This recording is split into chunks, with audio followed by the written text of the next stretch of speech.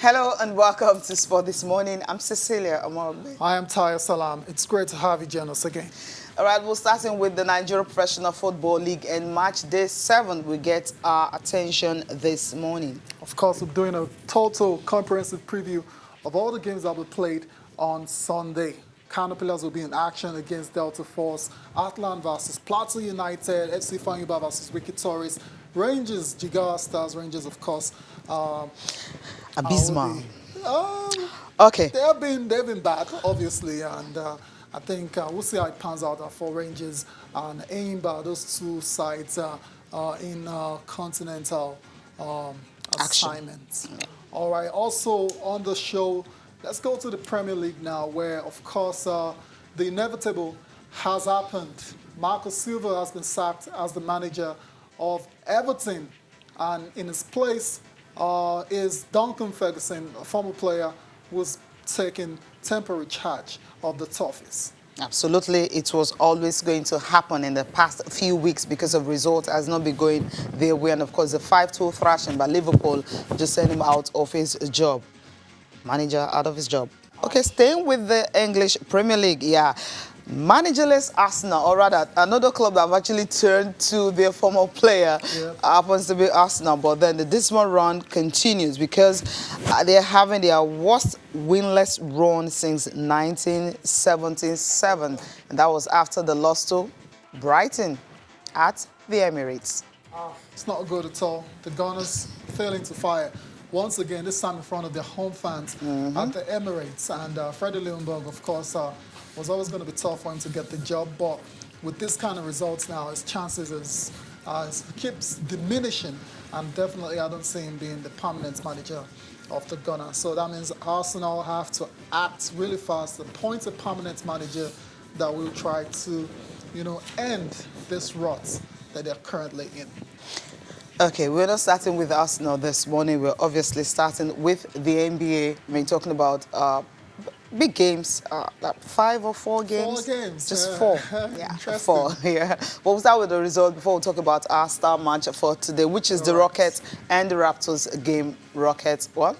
Just Rockets and Raptors losing. For the Houston Rockets, they were able to end a 3-game road losing streak by going to Canada to defeat the defending champions 119-109. Russell Westbrook, Sicilian's guy, had yet another double, 19 points, 13 rebounds, and 11 assists. My best player of the season. Of course, we'll come back to that match later on. In other results, the Wizards defeated the Philadelphia 76ers 119-113. Bradley Beal, 26 points and 10 rebounds for Washington in that particular victory. Also, rookie Rui Hachimura scored a team-high 27 points for the Wizards, while for the 76ers, Joel Embiid and Ben Simmons committed 15 turnovers. That's a lot. That's a lot to wait. That's a lot, and I'm sure that had a bearing on the outcome loss. Of that game. Elsewhere, the Suns defeated the New Orleans Pelicans 139-132 in overtime. Devin Booker scoring 44 points in the victory for Phoenix in the very, very impressive win indeed. And last but not the least, the Nuggets 129-92 over the Knicks. Straightforward win for Denver. Of course, Will Barton leading 8 Nuggets in double figures with 17 points in that route. For the Knicks, they've lost 8 in a row. That is another team that is also struggling, just like the Warriors, 4-18. That's the longest losing streak in the NBA. Well, okay, not a good one for them. But the Knicks are in the dumps. Okay. They're in the dumps, and whatever they've tried to do, Cecilia, in the last few years doesn't seem to be working. They brought Phil Jackson at the time to be the head of their front office. Nothing came out of it. They brought star players, and they brought Carmelo in. They've done everything they can. Nothing seems to be working. And the New York Knicks, a storied franchise, a big market franchise, continue to struggle. And of course, the NBA just started, and we already know the Knicks will not make the playoffs, which is very, very sad. Let's talk about teams that are likely to make the playoffs. Very likely. Raptors and the Rockets.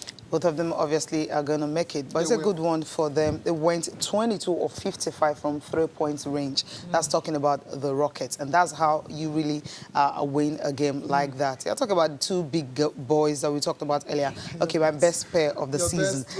James Harden, 23 points. Russell Westbrook, 19. Triple-double you mentioned, 19, 13, 11. And of course, James Harden was also double-double, so not really bad for these guys. Okay, good win for the Rockets. Like I said, prior to this, they had lost 3 in a row on the road, so there was a bit of road blues for them now. But that's all over now, courtesy the two top guys, Russell Westbrook and James Harden. Of course, shout out to Ben McLemore as well, who led Houston with 28 points. Of course, PJ Tucker as well, 18 points and 11 rebounds for the Rockets. Daniel House, 16 points. Clint Capella, 6 points and 13 rebounds. But for the Raptors, it was Pascal Siakam once again leading the way, 24 points, 9 rebounds. But wasn't enough. They've lost 2 in a row. And that's why you need to put up as much as 40 and 30-something points for him to be able. Players usually do that and still lose games. But most times, anytime you see him doing those numbers, sometimes they get to win. So that's why they're losing this one. All right, then. Okay. Let's talk about our top performers before we leave the NBA. Just the 2 of them this time around. Devin Booker of the Phoenix Suns. What a player. 44 points, 8 rebounds, and 9 assists in this particular 13 of 24 shooting. 24. That's fantastic. That's fantastic. That's awesome. including 5 of 11 from beyond the arc as well too. So 13 free throws as well. So that's fantastic. Devin Booker, take about wherever you are this morning. And the other guy is Tobias Harris of the Philadelphia 76ers. While Joel Embiid and Ben Simmons were floundering, this guy tried his best to help Philly win that game, but it wasn't meant to be. Ended up with 33 points, 7 rebounds, and 3 assists on the night.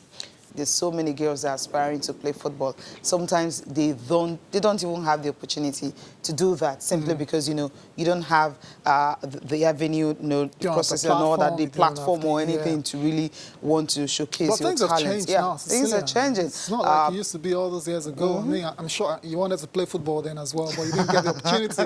Your parents didn't support you. But things have changed in 2020. You see ex-players and players alike giving back to the society they came out from. And we're talking about Asisa Oshola on the show today as one of those players who's giving back and giving opportunities to young girls out there that want to play the game. Yeah, absolutely. She's been doing that for like close to 5 years now, just allowing African girl to really want to play football. And this year you had some, players as well. I'm laughing. I love this goalkeeping drills I'm seeing. I mean, girls are not the greatest goalkeepers out there. Absolutely. And stuff. So it's interesting to see. It's interesting to see this young girl being put through her paces. In terms of the goalkeeping drills, you never know where she's going to go after all of this. Yeah, that's the way it is. You just need to do that. But then let's listen to one of the girls. I mean, she's 16-year-old. She's a footballer. She's still in secondary school, high school, year in high school and all. They're talking about Zubair Fatima. I mean, I spoke with her and she was actually educating me on the reasons why parents need to allow their children play football, because she's one of those girls that the mother is still saying, look, you can't do this sport, but she's doing everything she can to ensure that she's able to do this. We'll listen to her. When we come back, we'll have a guest joining us in the studio. Asisa Oshola is my role model, so I like her. I love her. Let me say I love her. I really love her. I never took football as my career when I was still young, though I played with my brothers. But later, when I started to have an Android phone, so I saw her on Instagram, and then from there on, I was like, so girls too used to play football like this. Okay, let me follow her. So since then, I started seeing her history, the way she achieved her goals, the way our family members does not support in the first place, but later they are now the one even backing her up to push her to greater heights. And so I made up my mind to be like her and better than her. Parents don't allow their female children to play football. Let me just say it's a local mindset. Just allow your child to do what they like. Once you support them, they will get to the right place. And so far the child is not actually promiscuous, they will get there. Football does not permit, let's just say sports, does not permit drinking and smoking, because you can't run for too long when you are smoking and you start to have problem with your lungs. So that's why I was like, okay, it will even make me be a good girl. When the event started, she was like, and you know this is festive period, they're always selling and they'll be like, I'm a So I was like, mommy, I'm going to, and you tell, Loju Anu, that means you don't have, how would I put it? You don't have mercy for your parents and so on. I was just like, why is this woman saying this? And so I'm sure going. If you like anything, I'll get there. I just left. And so when I got here, while I was playing, that was what was in my mind. Like, is this woman really saying I don't have mercy for her? But my plans for you when I have the money is more than what you are thinking. So, but with that is making me stronger and stronger. So by the time I get there, I know she will support. When it gets to an extent that she sees that I'm not backing out, she will still support me.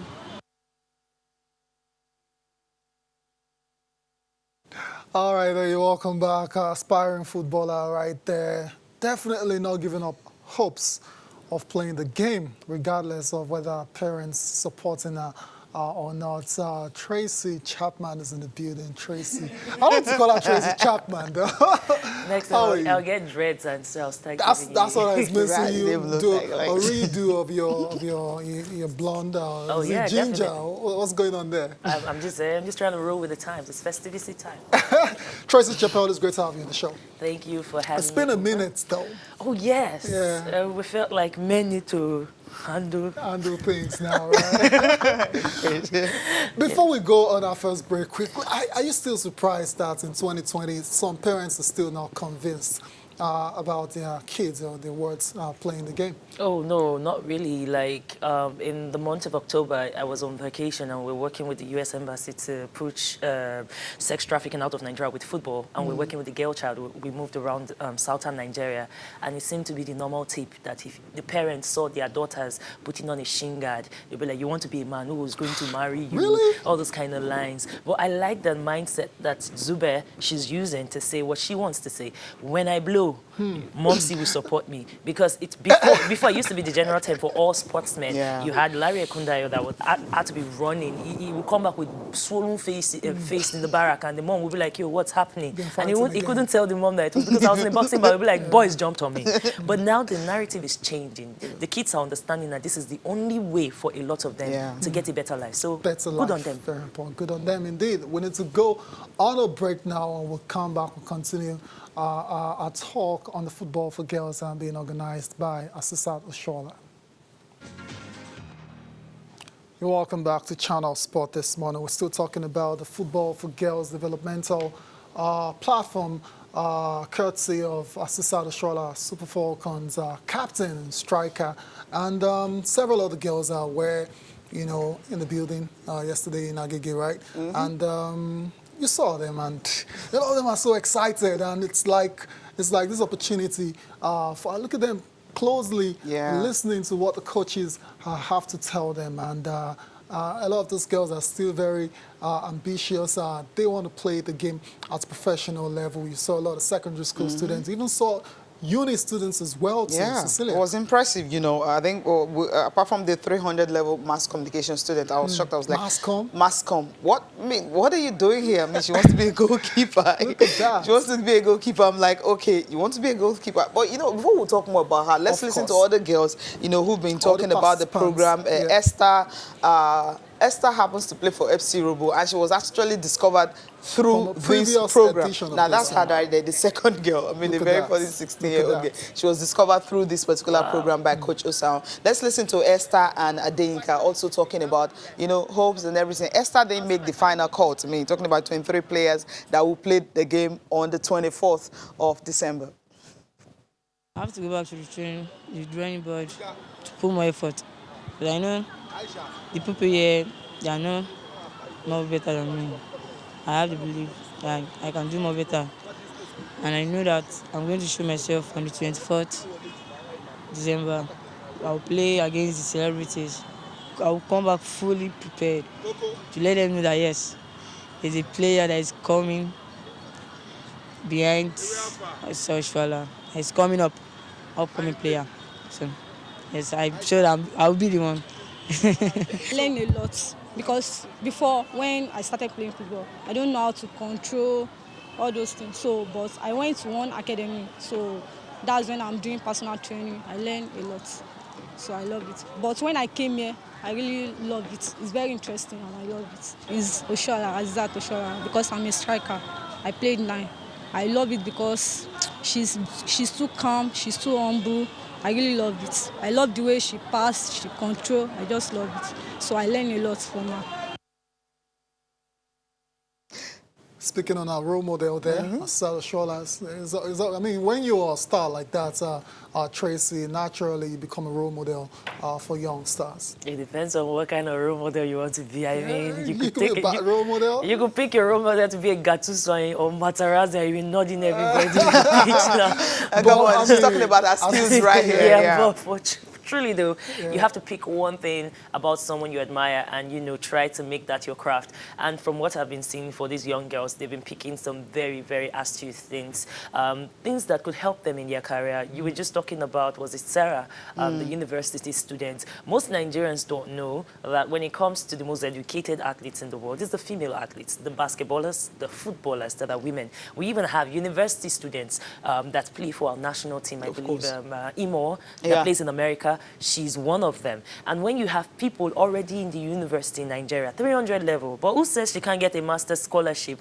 playing football somewhere else? Because really, football and sports, they work hand in hand. And then when she talks about Azizat control, when Azizat was in Robo, the control was not too like that. But you see, she has built on her craft because she also had our role models as well. Azizat had the matters of the world that she looked up to. And it's nice that you're paying it forward. You're making the cycle continue. And hopefully, we've seen it from Azizat. We already know that in usually in the eastern region, we have Desire. Desire did us, Okbara knows I'm talking about the forward for the Super Falcons. She does hers like in October, roughly in the east. And then I'm looking forward to other ones that will do in other belts of like maybe a Francesca doing in Benue. So you start giving people stuff because, like I was mentioning, when we did the football for women, girls for sports, you could understand that a lot of these girls are never seen in real time women that were playing football and normal and could actually make a living, that actually had drivers driving them, had their own cars, had a little bit of affluence and influence. So it was kind of strange. So when their parents were coming, you could see mothers be like, in local parlance, now man, they do this one. And then when they were leaving, they were like, excuse me, especially when people like Precious Dede was talking about how she was discovered, just like Osaon is discovering people, Coach Osaon is discovering people. They were like, oh, how come my Pekin? She likes to run.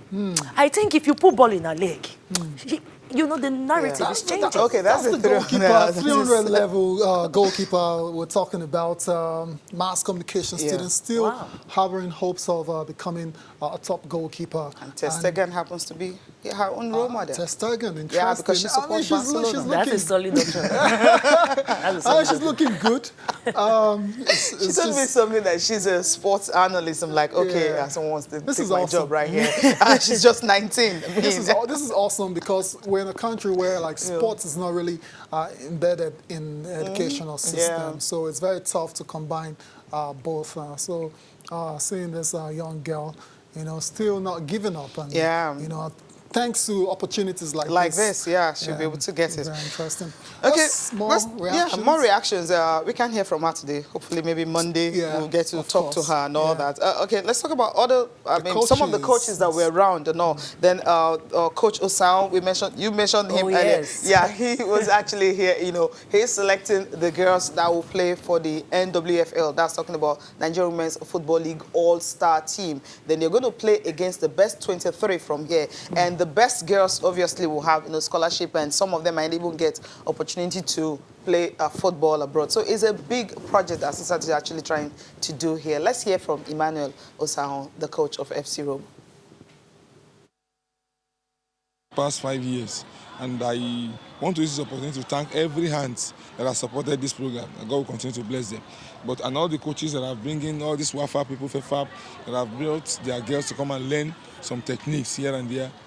It's a very laudable program, and it's also a recruiting ground for some clubs around the vicinity. I mean, in the Western region, because I have seen players that was in this clinic playing in Sunshine, all these clubs like that, and I have like 3, like the Esther you just spoke with. It's a product of this program. When I saw school children, girls, off their uniform, they want to play, I was like, oh, wow. So there are so many girls who are aspiring to become something. It's an eye-opener for girls that even if you go to school, you can still do something else. Even if you play ball, you can still go to school. So it merges. It's not an ordinary thing.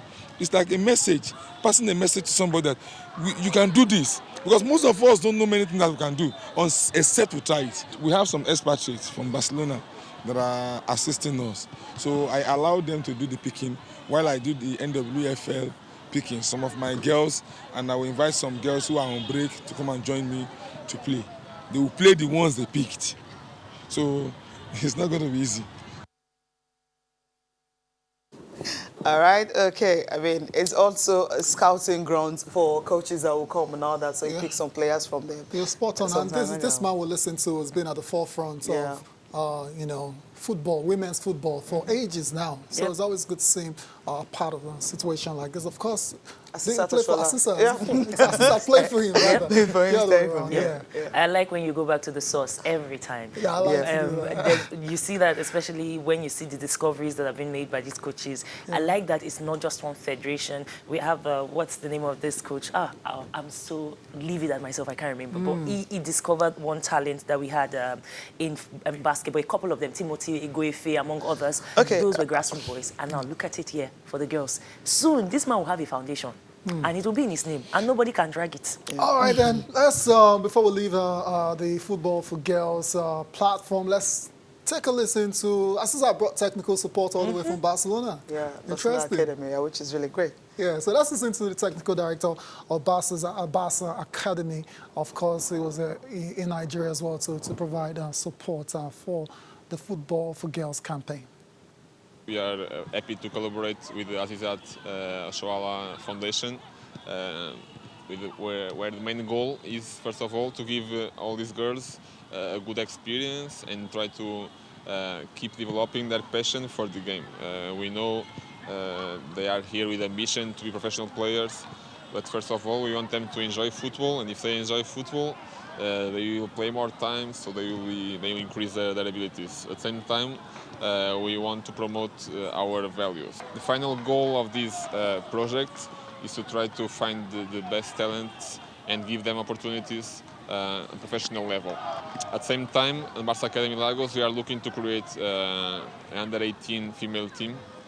So we're also looking to select some players to join this team, but at the same time, we are open to everyone who wants to join us, to come, to experiment our sessions and the work of our coaches, and to play with us in Barca Academy Lagos. Jorge Couto, that's the Barcelona technical director for the academy, providing all the support necessary for Asal Shola and the girls. It's fantastic to see. Oh, yeah, definitely. When they started the FCBS Scholar School in Lagos, that's the Basa Academy, you already know it's a replica of the same academy in multiple locations, La Masia. It's in multiple continents and all that. What we noticed was that there were no sports for females or female football. And basically it was because there were no grounds for them to get grassroots talent. But when people like Azizat have put something out like this and working with partners, I'm noticing that the Iberdrola, that's the Spanish La Liga for the women, they are beginning to mesh nicely with Nigerian women. Do you see how they're taking all the players? Yeah, they are coming to as long as they give them good money for it and good value. Do you see how many players are going to the Spanish Women's League now? It happens. And one of the biggest persons to go into this was Azizat, because when she was carried on loan initially, it was just, oh, maybe it's just CSR. Maybe we'll just get one poster black girl that'll just be there. And then she was beating everything beatable. And they permanented it, and then they extended it. So it's a good way for other players who play in Sweden and other regions to be like, okay, if I can make a good impression, why not put my foot down and plant roots and bring the roots this way and make it an extension?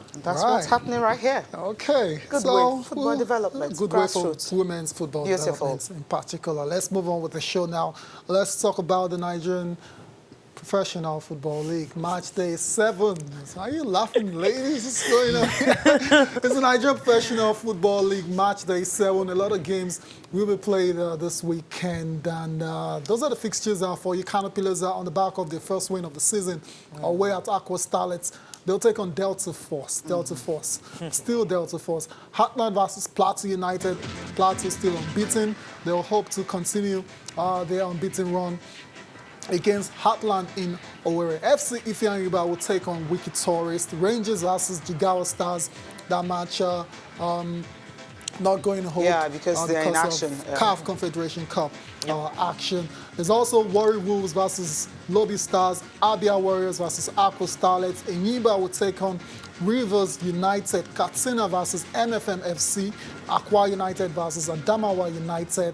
And Sunshine Stars versus Nasarawa United.